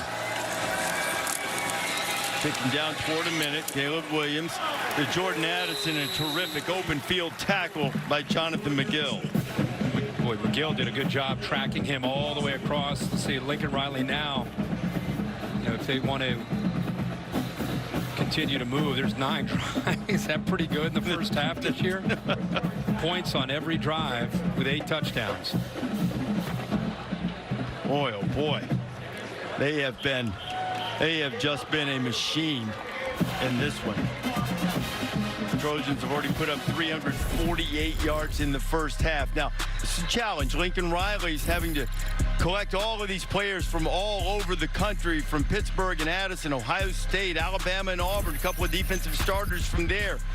Oregon, a couple guys from Washington. We've seen Brendan Rice. These are the most notable guys who transferred in. Yeah, we've heard from him tonight. I think he said when he came over from Oklahoma and he had a chance to go to a couple practices and he saw firsthand, what he was working with, he, respectfully, he just thought, we've got to go to work. We've got to be able to find ways to get this roster up to where it should be based on the standard that he expects. And that's with the new rule. They were able to go into the portal and bring guys in right away, and able to, once he got Caleb Williams, I think a lot of other dominoes started to fall. People wanted to play with him because of his potential, what he could do in this offense.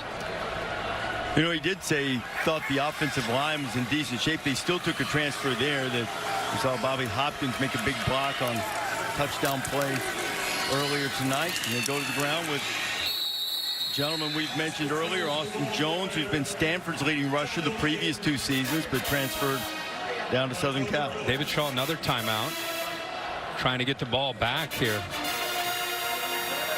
This is what they've had a chance. All these transfers have come in. They've had a good couple weeks, started with Utah State, and now what they're doing tonight on the road against Stanford. We want to see, okay, on the road, conference game, how are they going to do? It's been nothing short of perfection. In every drive, they've scored touchdowns. They've done it in different ways, downfield shots, when they've had one-on-one matchups underneath with soft coverage, running the football, creasing, just everything that Lincoln Riley has in his arsenal, he's been able to utilize.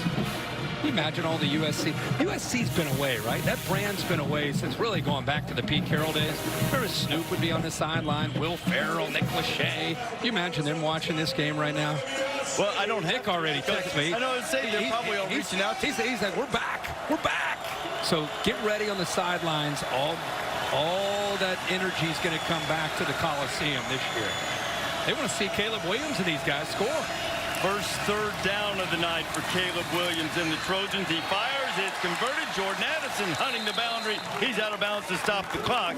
Patrick Fields, the Oklahoma transfer, chasing him out. Think about what you just said, by the way. Under a minute to go in the first half. First third down. You see at the top of the break there, the defender slipped Fields. Patrick Fields, the Oklahoma transfer who Lincoln Riley knows about. Jordan Addison, a transfer from Pitt, going up against Oklahoma, transfer who's playing for Stanford, who used to play for Lincoln Riley, who's now the coach on the other team. Everybody got that? Here we go. I'm sure that there are going to be some say, why do you guys keep saying he's a transfer from here or there? Because early in the season, setting the stage, reminding people where everybody is. And it's a really challenging thing that Riley's undertaking. And boy, I tell you what, the early returns are very good. But Williams got a little greedy, and he went down. Ricky Miezon getting the sack. Great coverage downfield by the Stanford defense. Couple safeties taking away threats downfield. He doesn't want to settle for a throw underneath. Thinks he has time, and eventually that time is taken away from him, and they come up with a sack. Boy, Stanford desperately needed that. Can't afford to give up the double possession with a score here. And, of course, the Cardinal would love to come up with the football here at the end. That looks like a far-fetched option as we check in with Holly. Well, guys, you continue to talk about the roster turnover from USC. Over 45 new guys. And so Lincoln Riley said it's been a challenge. They've been trying to do a ton of team-building stuff. They've brought in a culture specialist, Tim Kite, who's done a nice job with the event plus response equals opportunity stuff. They've taken them to play beach volleyball on the beach in L.A. This week they went to Dave & Buster's, just trying to get the guys to be together, learn each other, and start building a culture from scratch. It's not easy. You said it, Reese. What he's trying to do is very difficult, but Caleb Williams said, we spend every waking moment together. When we're not at the facility, we're playing, hanging out together, making sure that we're building a brotherhood. You know, I do still wonder at some point. I mean, look, adversity's going to hit. You don't go through a season without something going wrong, and that's when this will be tested. So far, at least for the offense, a little more than speed bumps so far. Jones has it again, cuts it across the 25, up close to the 30. And there is a flag flying at about the 19-yard line. Tim Kite, who you just saw and Holly just talked about, he worked with Ohio State with Urban Meyer. Number 79 offense. 10-yard penalty from the spot of the foul. Still second down. And they work on that positive energy of E plus R equals O is event plus reaction equals outcome. Yeah. See how well I know it? You know, that's one of the areas, though. The major programs across the sport have invested time, money, reaching out to experts to go with the mental conditioning side of it. And Tim and his son Brian do a great job. They travel all over the country helping teams out. And let's face it, anymore with the way the sport has gone and how players can leave and NIL and all these different things, it's good to try to keep a positive culture where players want to be a part of it. And these guys really can help in that area. 6 touchdown passes so far for Caleb Williams, only 5 incompletions. It's halftime. Holly's with Lincoln Riley. Well, Coach, you told us about the importance of balance in your offense. How are you striking balance with all of your different receivers, your tight end and your running back getting involved? Honestly, the O-line. You know, the O-line's done a really good job giving Caleb time. We've had some nice creases in the run game. And, yeah, when we're multiple like that, that's when we're at our best. Your defense, again, strikes gold with another pick-6 opportunity. You've really turned the ball over. How is that setting your offense up for success? Yeah, that's been huge. I mean, our turnovers in the first couple of games have been a huge strength. We got to clean up a little bit in the run game defensively here, which I'm sure we'll make that adjustment here at half. Thanks, Coach. All right, thank you. Holly, Lincoln, thank you. And a long hill to climb for Tanner McKee and the Cardinal. That's the end of the first half. The Dish halftime report is coming up right after these messages. Down passes in the first half. USC with a 35-14 lead over the Cardinal. Reese Davis, Kirk Herbstreit, Holly Rowe down on the field. And we know the Trojans have weapons, and they showed a lot of them in the first half. Turns out SC's pretty good. Turns out old Caleb Williams still knows how to spin the football around a little bit. It's got a lot of weapons. The big thing that's been disappointing is Stanford's had opportunities to stay with them. Fumbled twice inside the 5-yard line. They've really been moving the ball up and down the field, just unable to close it. That was really, the first half felt like the only way for them to have a hope of competing and winning this game was trying to stay with Caleb Williams, because their defense just can't match up athletically, especially out on the perimeter. Now, they had a stretch in the first half, did the Cardinal, in which they had goal to go on 3 consecutive drives, and they came out of it with a grand total of 7 points, and hence they're down by 3 touchdowns. As we take a look at tonight's Fighting Spirit moment, brought to you by Modelo. Well, it's been a lot of the new faces on this USC roster. Caleb Williams, a quarterback's been making plays running and throwing. Jordan Addison, who won the Biletnikoff as the top receiver in college football at Pitt last year, making great plays one-on-one. Even Mario Williams, who's a teammate of Caleb Williams at OU, made some great plays downfield and yards after the catch. Travis Dye out of Oregon, looking really, really good. And I think after tonight, we're no longer having to talk about these guys and where they came from. They're just USC Trojans, and they have come together as a football team in 2022. Trojans will start on their 25 as we go to Holly. Well, guys, David Shaw, coming out of the tunnel, told his team, it's up to us. We are 2 tipped interceptions away from being almost in a tie ball game. He said, get over the turnovers, get over the interceptions. Let's just move forward. He's really pleased with how their new offensive programming is working. He said they haven't stopped us yet, other than those interceptions. He really loves how they're moving the ball, how they're committing to the run and spreading the ball out. That is true, Holly, but you know, with all the turnovers Stanford has had in both of their games, I mean, they turned it over 4 times against Colgate. There's a real, other than that, Mrs. Lincoln, how did you like the play? They haven't really done a good job taking care of the football. Caleb Williams taking a shot, and Addison is wide open, and he's tracked down by Patrick Fields, but not before another huge pass play for SC. Well, again, attacking the middle of the field, and the safety in the middle gets caught up in a crosser and is out of position not to be able to help. See his eyes go here. He comes up, and then it opens up the play over top for a nice big gain for SC. 48 yards through the air, and that time Stephen Herron was there to stop Travis Dye behind the line of scrimmage. This is him in that slot, and safety comes up. Now he's got one-on-one. He's really known for so many different things. Again, he wins the Biletnikoff as the top receiver last year. He's explosive. You can see he runs great routes. You know, a guy that's undersized somewhat, but his catch radius with long arms, and then after the catch, he's dangerous. Just a total package. Dennis Simmons, the receivers coach, compared him to Calvin Ridley this week in the way he plays. Williams throwing it toward the end zone. Just out of reach as he was looking for Malcolm Epps. I think Lincoln Riley caught all of our attention when we were on the Zoom this week talking to him about his receivers, and while Jordan Addison gets most of the attention, he talked about the entire room, and along with Dennis Simmons saying that, I don't know if I've been around a room that has this much talent and this much depth since going back to maybe 4 years ago in Oklahoma when they had Hollywood Brown and CeeDee Lamb and that group of receivers. So I don't think he's surprised by what he's seeing tonight based on that statement and what he expects from him. Even a couple that haven't touched it yet, including Taj Washington, who's open right now. Williams sees him. He fires it, and he skips it right at Taj's feet. By the time he saw him, Stanford had recovered. That was a 3rd down, which we haven't seen. That's their 2nd 3rd down, and they got him off the field. They're gonna actually make a stop here. Great job of getting pressure. That's the true freshman. David Bailey had a matter day.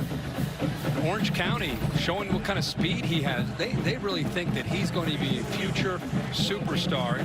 We saw him in coverage, which is really unusual and tough, but that time putting the pressure on, which is what he's known for. Dennis Lynch coming on, a redshirt freshman from Newberry Park, with a field goal attempt on the way, and it is good. Good at that too. All right. If there's a way to score points, apparently Lincoln Riley and USC are really good at it. So the opening drive of the second half, they put a 3 on the board, and they're up by 24. Tomorrow, the U.S. Open Men's Championship match is on ESPN and the app. Casper Ruud is the highest-ranked Norwegian ever. He'll play the 19-year-old Spanish sensation Carlos Alcaraz. Both are trying to win their first major, and the winner will be ranked #1 in the world. Alcaraz, 3 straight 5-setters, right? Yeah. It seems like he's on till 2 or 3 in the morning every time he's playing in the U.S. Open. But congratulations to him having that endurance. Man, whether you are a hardcore tennis fan or not, and obviously our buddy Chris Fowler is, I'm sitting in for him tonight, but even if you aren't hardcore, follow it all the time. The drama and the intrigue of those night matches at the U.S. Open when they go deep in. I love it. I watch it every 5 sets. I love the emotion, like you say, the night matches especially. Our spotter, Mike Black, though, he's a man after my own heart. He just said Alcaraz will make a great slot back. Here comes Bryce Farrell. Farrell, who had a turnover on special teams in the opener against Colgate, brings that out. There's E.J. Smith, who's had a good night. Yeah, he's shown a lot of patience. They've been doing a lot of run-pass option tonight, and it's opened up some running lanes for Emmitt Smith's son. He's a big physical back. He's shown patience. He's shown vision, and also ability to catch the ball to the backfield. Just really has become a complete back. He's taken over as the guy here with a couple transfers from the Stanford roster from a year ago. A couple backs left. He takes over, and even if they stayed, you could see the talent and how he would have pushed them. Well, Smith is on his way to a 100-yard night, though Casey Filkins is in the backfield right now. One of those backs at left is Austin Jones playing for SC, and we've seen him carry the ball tonight. So McKee, his first throw of the second half, sliding, trying to make the catch. Michael Wilson might have gotten tipped. They go right back. The ball get tipped at the line of scrimmage, but they go right back to the run-pass option. And I think now that Alex Grinch has seen it for a half, you know, they can make some adjustments to see if they can have a better luck at being able to slow it down, at least between the 20s anyway. Nice one-handed grab by Eurosic. This is an athletic tight end. We saw him go 50 yards on an end-around play in the first half. Makes a nifty grab there. Yeah. Great job with that one hand. They brought a blitz off the side. Jalen Smith, he goes right around him, and big tight end showing you that athletic ability, and then picks up some valuable yards after the catch. Need 3 on third down. Filkins cuts back, but he didn't find the room he thought he would. Max Williams, who's been active from that Trojan secondary, from his safety position, makes the stop and forces a 4th down. And they are going to send the punt team out. Saw E.J. Smith run to the locker room late in the first half, and here he's coming back to the Stanford sideline. Well, I'll check on him and see how healthy he is. He seemed to be running fine when he left the field. Yeah. 4th down and 2. Jordan Addison deep to receive the punt, signals for the fair catch, and then thought he better get on it because he wasn't sure if he had it glance off his fingertips for a muff. Rare miscue by the Blitnikoff winner, who's also a good return man. Sort of like misjudging a fly ball. Jordan got it, corralled it, no harm done. Trojans have it when you come back.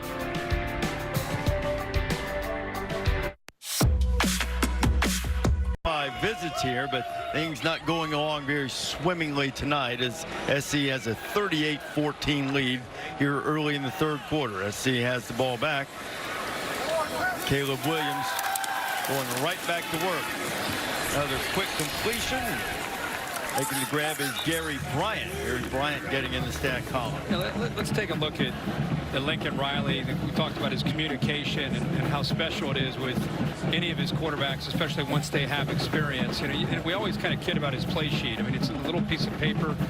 You know, he played for Mike Leach. Mike Leach is known for that with the air raid. Just having, you know, a lot of these coaches, they'll have it clipped to their belt buckle, and it's, you know, it's massive. It's just easily fits in his hand. But it's fun to watch him, and he's constantly looking at the coverage, the blitzes, and making sure he communicates. Austin Jones, he's putting his shoulder. Watch how quickly he's already sees first down. This is very common in college football all over the country. You know, the guy that calls the plays, he's asking for 2-by-2 with the formation. Guys that are checking in right now, just everybody on the same page. It's been very efficient.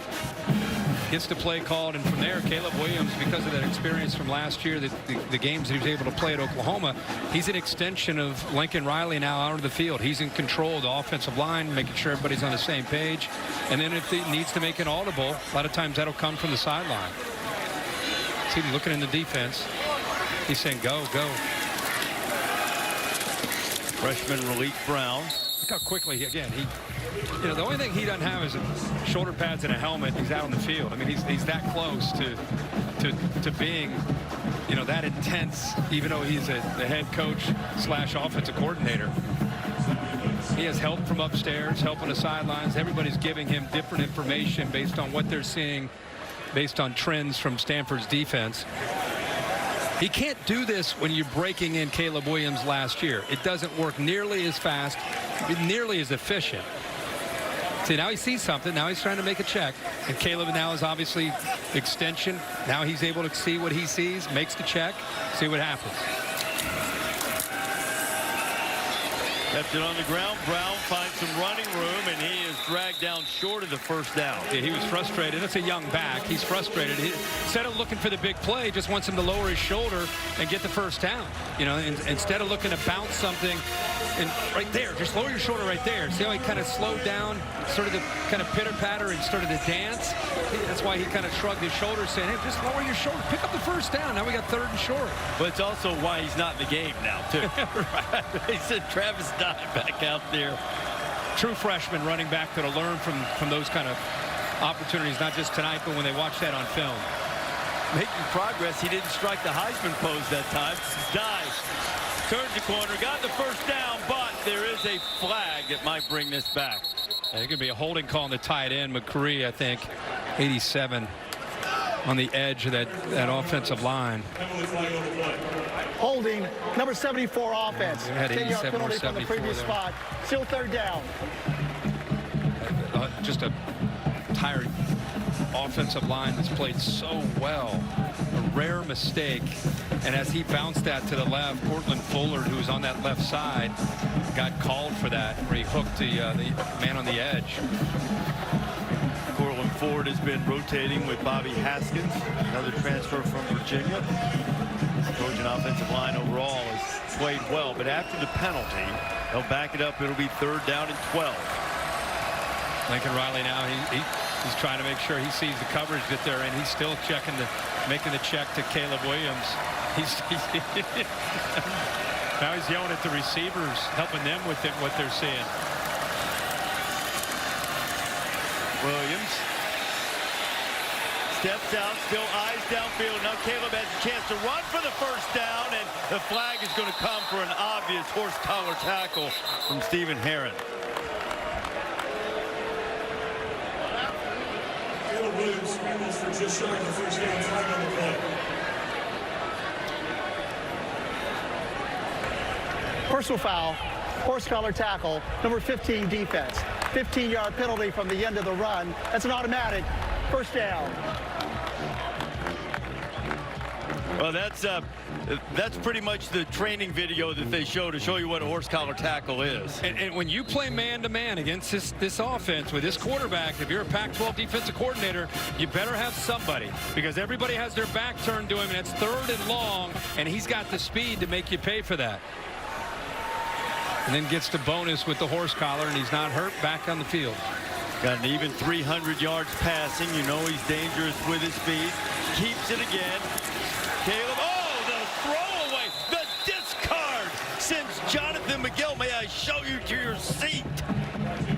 He actually misreads this. This is zone read. If this man collapses, you pull. If he stays wide, you give it. Watch what happens here. He comes down, and then he comes out. Completely fooled Caleb Williams, but he has the athletic ability to be able to get around that, but he should have handed it off. Instead, he's got a lot of Cardinal jerseys there chasing him down. I'm kind of glad he didn't. We would have missed that stiff arm discard. You love that. Second down and 6. They give to number 6. Austin Jones picks up maybe a yard. Third down coming. See what Lincoln has in store here on third down. This drive is taking them forever. Almost 5 minutes on this drive. They've been scoring in a couple minutes. He gets his call in, but he's not done. He's going to look and see what Stanford comes out in. See if he likes the call against this look. He's right away. He's gazing into that secondary, looking at the receivers, trying to figure it out. Look at his brains just working. Moves it back into the. Now he's got empty. Makes a little adjustment off of that back going out to the right. Williams complete. That's Jones out of the backfield. Gets away from a couple of tacklers, and he's going to be knocked down really right at the first down line. He kind of gave that punch sign. What he saw was when Austin Jones, a running back, went all the way out to the right, instead of a linebacker following him out, the corner, Caillou Blue Kelly, just bumped out on him. So what he saw was, let's throw the ball with a big running back against a smaller corner, throw that quick hitch, let him catch it, and try to fight to get the first down. He wanted that matchup, so he's always looking for a matchup to try to win. That time it was a running back against the corner. Inside 7 minutes in the third quarter, Williams back to work. Caleb being chased by Bailey, gets away from him, and Williams will step out of bounds at the 35. You know, one of the reasons Caleb Williams went to USC, he said he didn't want to be a freshman again, didn't want to relearn things. To your point about how well he knows what Riley wants. Yeah. The only thing that can really hurt him with that knowledge is when receivers fall. And two of his receivers, that's one way to stop them. We figured it out. When they fall, we got a shot. to slow him down. That time, both of his targets went down. Back in the day, Notre Dame used to be accused of growing the grass really high. Maybe now what you do is water things down and make it slippery. Yeah.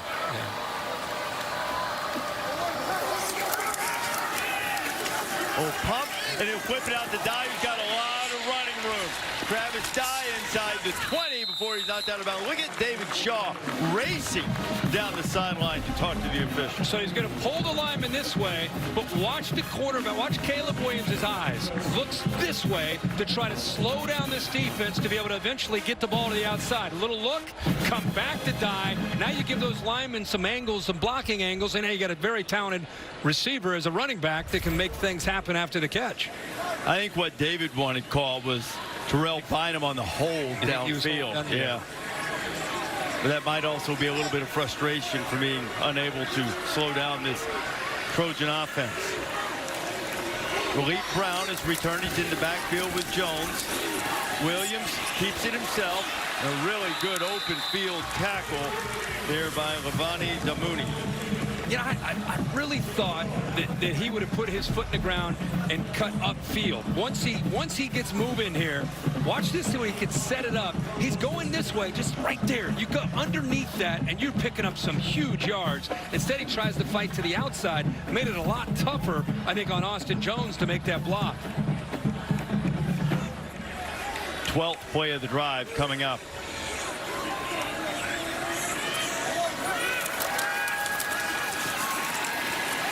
Williams firing toward the end zone. He was looking for Mario Williams. It'll be 3rd and 9.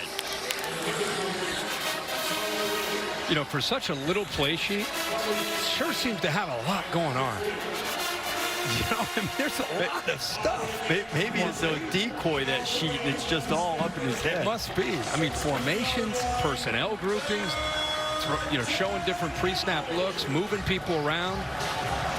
Everything happening so fast. Just such a good mixture that they have working for him tonight. And the play clock is headed toward 5. Williams gets it off. Pressure from Bailey.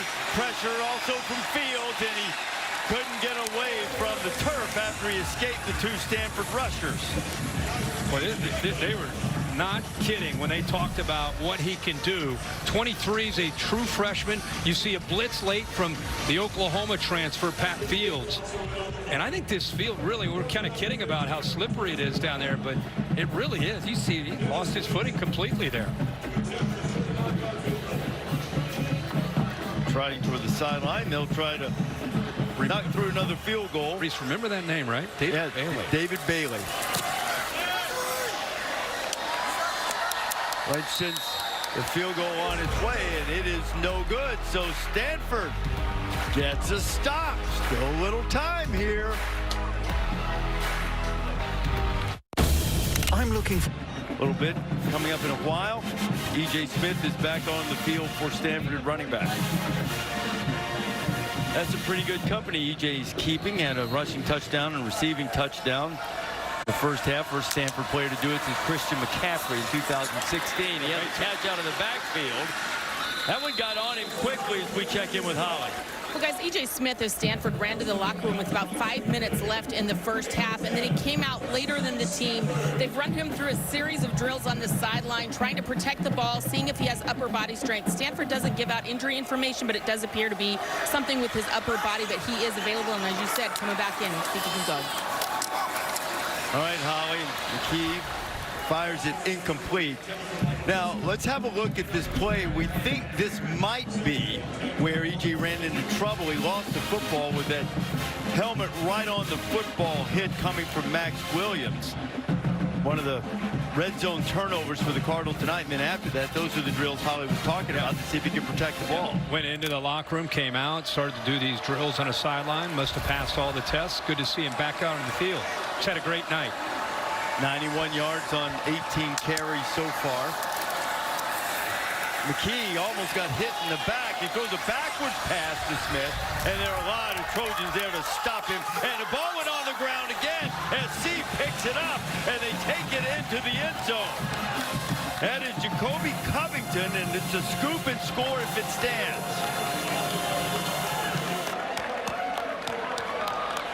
So just what we were talking about, and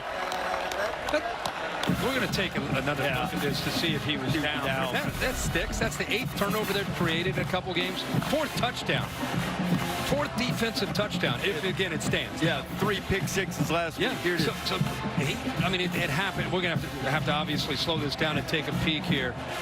It happens just as he's going to the ground. The ball comes out. Did that knee touch, or was the ball Ruling out? on the field is a fumble recovered by the defense for a touchdown. The previous play is under further review. That left arm. Yeah, arm. If the forearm goes down, he's down. Play is over. Keep an eye on the football. Tui Pelotu is the one who knocked it free. Well, you can't really see from that angle. And the officials, Bill, generally let this go so that they can correct it the other way. That's if it's ruled out. Yeah, you'll let the play go as a fumble, and then let the replay take a look at it. This is awful close. That forearm touching the ground just maybe a hair before the ball starts to come out. It's tight. Go see if this one helps you at all. I've got the forearm down. Get the forearm down. How about the knee at all? You think it's the forearms before the knee? Well, that's the other thing. Even if SC recovers it, it's probably not going to be a touchdown because Covington's knee down too. So I think no matter what they rule, it's not going to be a touchdown. The question is whether it's going to be SC's ball or Stanford's ball. Bill, would you agree with that? Right, because all aspects of the play are going to be reviewable. Whether it was the first situation with the fumble or down, or if it is a fumble, the recovery was done with the knee down on the ground. You know the term, indisputable video evidence may require to overturn the call. But Alex Grinch, the USC defensive coordinator, said at a minimum he wants to force 24 turnovers this year. They are well ahead of that pace. Again, if it holds 8 in 2 games. Got their first fumble recovery earlier tonight when Smith had the ball loose on the play we showed you just a moment ago. See if they have another fumble recovery to go with a bevy of interceptions. Now, Bill, I haven't been a referee in a national championship game like you have, but even if that's a fumble, I've got Covington down on the recovery. No question. I'd say the first part of the play, it's not indisputable video evidence, so they'll go with the fumble, but they definitely have the knee down. No return on that. But you say no return, and the defense would like to get the score, but setting up Caleb Williams in this Trojan offense with that kind of field position. Almost like handing them points anyway. They're taking a long look at this. After review, the ball was fumbled by the offense and recovered by number 14 with his knee down on the ground. The ball will be placed at the 29-yard line. First down, USC. Well done, Bill Lamagna, all over it, as always. So it is another turnover forced by this USC defense. They'll have a chance to add to their lead when you come back. You wonder if with the ball security issues, if his night might be done. A little option pitch to relief Brown, and the speedy freshman is ushered out of bounds. Yeah, they have 3 really good backs. Travis Dye, who's played so much football in the Pac-12. Obviously, Austin Jones. We've seen a lot of them both, 26 and 6. And now you have this chance. We saw him last week, Relief Brown, but they say of all these backs that they have, he's the game breaker. I mean, he can find a little bit of a crease and take it to the house every time he touches the ball. Now they actually put Dye and Jones in the backfield together. There's a lot of veteran pigskin toting in that backfield from the Pac-12 with those two fellas as Dye gets it, and he's a couple of yards short of the first down. So now USC is just sort of grinding away here. Lincoln consulting the tiny play sheet. Stanford feels as if it's had a lot of chances tonight to stay in this game, but the miscues, the turnovers. You talked earlier, Kirk, about the Trojans forcing 8 turnovers. Stanford has now given that number away in 2 games.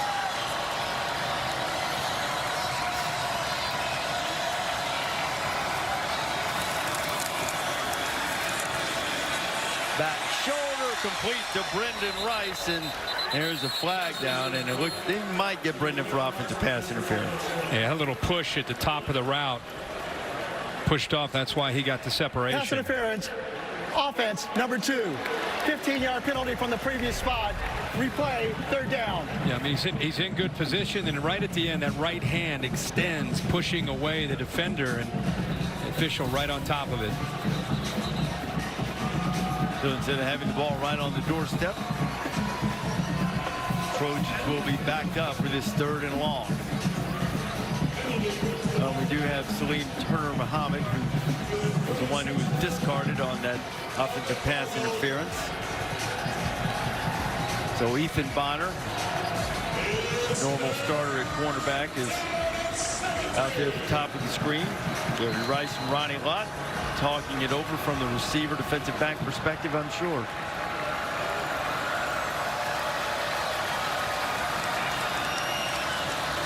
Trojans need 17.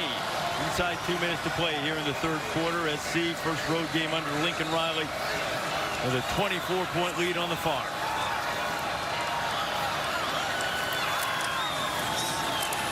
Travis Dye still trying to churn ahead. The pile's still moving. Dye's in the midst of that somewhere, and they're still driving him. He gets down to the 26. Hey, trust me again. For a group that was questioned when they came in, they have shown themselves tonight. I mean, watch this.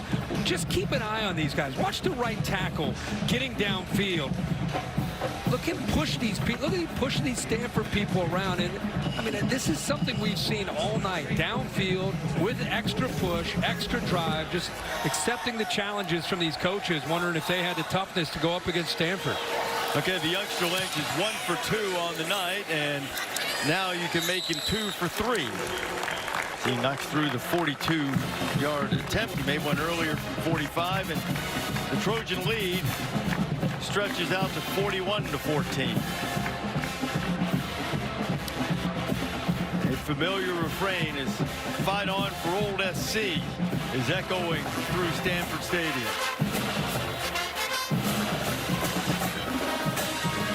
Now 24 points off 4 Cardinal turnovers tonight. And that's really been the story. All smiles. Caleb Williams assumed the leadership role on this team very quickly after moving over from Oklahoma. Let's see where USC moves up in the rankings next week, I'm sure, as we take a look at this week's college football rankings brought to you by Goodyear. Well, at the very least, at the very least, they're going to go up to 8, right? And there may be a chance you see them go maybe even a little bit higher. We have a game later tonight with Baylor and BYU. And Baylor's actually an underdog on the road at BYU. And I think the other thing is, I think with these week 3 rankings, preseason rankings, throw those out. Now you start to see who these teams are. I don't think you have any problem. I'm not big on week 3. Well, they lost and they won. Now that you see USC and who they are, act like they've never played. I mean, take away your preseason rankings. SC could be in the top 5 after the way they've looked tonight. All-State bus here in Stanford helps us keep up with the action. Your Mayhem moment. Mayhem moment, we had a couple. We had Marshall and South Bend, 19-15, a pick 6 with under 5 minutes to go. And that was a huge win for Marshall. And then we had Appalachian State in Kyle Field. There's no way they can do it again. Yes, they can. They find a way. Hold on, 17-14 in a hostile environment. And they're fired up. See the top 20 losses. Wazoo out of the Pac-12 went to Camp Randall, beat Wisconsin. Pittsburgh and Tennessee played an overtime barn burner right before us. Elijah Higgins has it as a first down and is rushed out of bounds at about the 43-yard line. Pick up at 19. You know, I don't know how you feel about that. I mean, do you still do the AP poll? I do. I vote in the AP poll. Don't you think that you... Yeah, you need to reflect. I think if it's week 9 or 10 or whatever now, but at this point, it should be very... You know, fluid. Very fluid and very just a willingness to move teams around based on seeing them, not waiting for a team or two to lose in front. Well, even at the top, I moved Georgia to the top of the rankings last week. Yeah, these passes incomplete. I don't know if anybody looked any better than them. No, I don't think so. They look terrific. I'm pumping the brakes a little on their defense. Defense, and also, I mean, look, we love the Stanford program. They haven't beaten an FBS team in almost a year. Right. So they look terrific tonight, but the defense still has some work to do, and there's no question that they can put up points on anybody. Offensively, hard to imagine they're not a top 2 or 3 team.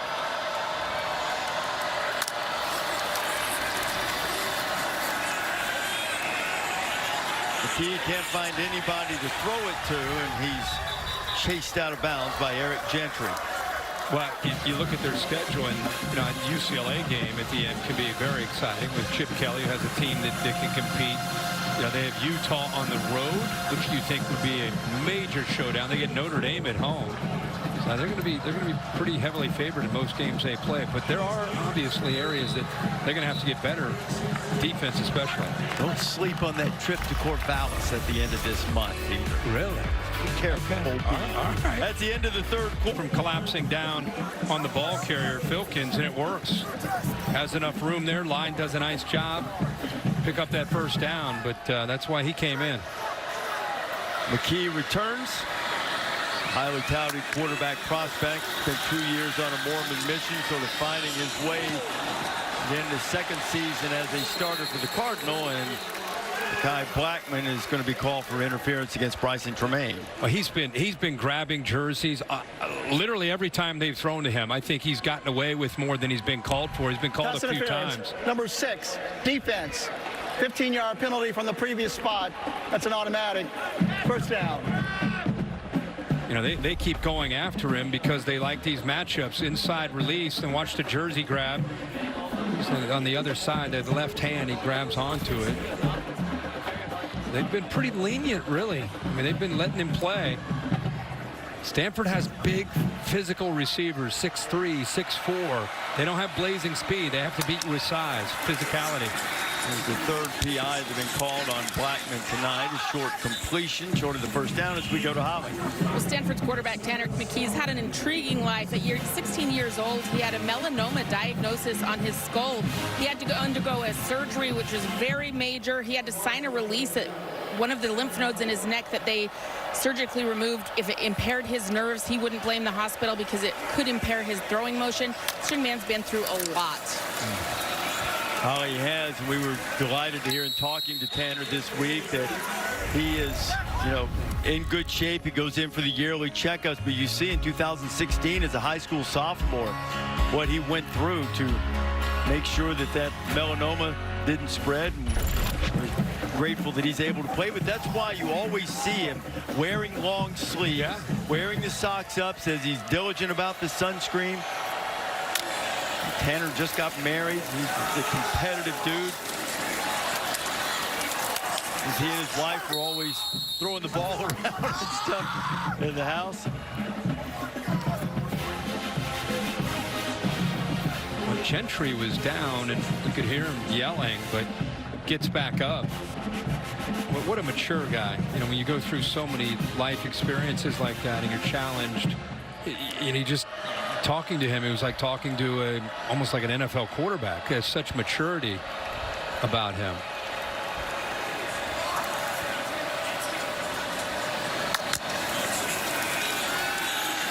On 2nd and 6, Byers has the completion, and Stanford will have another 1st and goal. And this is where the adventure has started from time to time tonight. It shows you the toughness here from Tanner McKee. Sitting in here, hadn't been a great night. But look at this. He knows what's coming in, right? He's getting pressure, and he's looking right here. Makes a really good throw knowing he's about to get hit.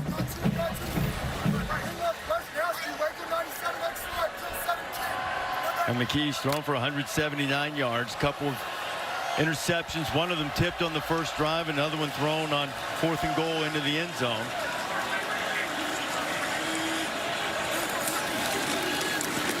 They'll go to Filkins, and Filkins is knocked backwards. I mean, flying up and laying on the hit was Anthony Beavers. But again, every time it's been the theme all night. Every time they get inside that 10-yard line, it's like a different defensive line. They get dominated for the most part, and the next thing you know, they're blowing people up, fighting downhill, getting off of blocks. It kind of their defensive line slanted, which they do a lot of. They slanted and they were able to shoot some gaps, but man, it's like a different defensive front when they get down inside that 10. McKee pulls it, throws it toward the end zone, looking for Tremaine, and it'll be 3rd and goal. When you look at their skill and you look at the offensive line, the one area that you're going to see him continue to recruit, bring in people that might be able to help him, not just the defense, but the defensive line. Like if he's going to go and try to compete with the big boys around the country, that's the area that USC is going to have to continue to go to a very different level. The entire defense, but especially up front at the defensive line. I tell you, if you're going to give up the number of yards that they have, and Stanford's approaching 400 yards, it offsets it when you take the ball away a lot. And the Trojans have been exceptional at that in the first 2 games. Filkins has it, trying to get it to the goal line. He'll be stopped short. It'll be 4th and goal. Gentry on the tackle for USC. You know, how many times have you seen teams when they start a season, and you know, a lot of times you don't create turnovers for 5, 6, 7 games, but in this case you create 4 last week, they create 4 tonight, they've scored 4 defensive touchdowns. It almost starts to become part of your identity and sort of a belief that the defense has that, hey, we might give up some yards, but let's squeeze them in the red zone and let's create turnovers.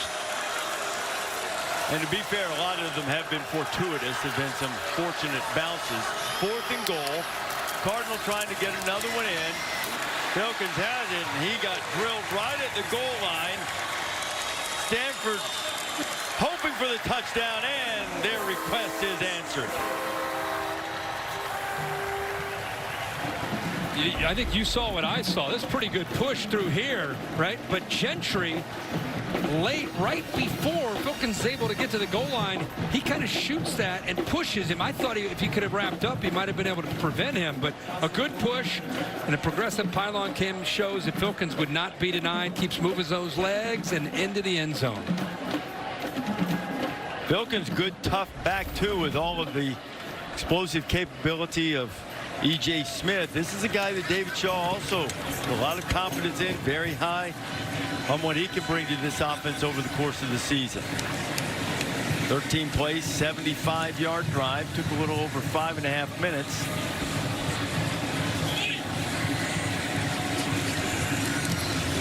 And the lead is down to 20. Stanford needs a quick stop, ball back, quick score, unless the tree is going to get chopped down. Doing it for Gordy Lockbaum. Wasn't he the Holy Cross star back in the day? Yeah, sure was. How about that? I think we need a Kentucky. Did he give us a Kentucky update yet? The final there? I think they won in the swamp. Yeah, I think they stumbled into a win there, didn't they? Yeah. Super dog. I did everything I could. This morning. Everything I could. Oh, you were coaching. You were saying, no, they're not tough enough. Not tough. Challenge him. Well, let's talk about what Caleb Williams has done. It's been a big night, especially in the first half, just doing so many different things, looking like a shortstop there, rotational throwing, get the ball out to Jordan Addison. He just is so comfortable in this scheme. A big part of the reason he said he didn't want to go to a different coach or a different school, he didn't want to learn a new offense and have to start all over. You can see what Travis Dye has done, Jordan Addison. He has really spread the wealth, and just a big night for this offense. A lot of growth. Defense has created turnovers all in all so far. 10:21 to go, but up 20. It's been a great night for the Trojans.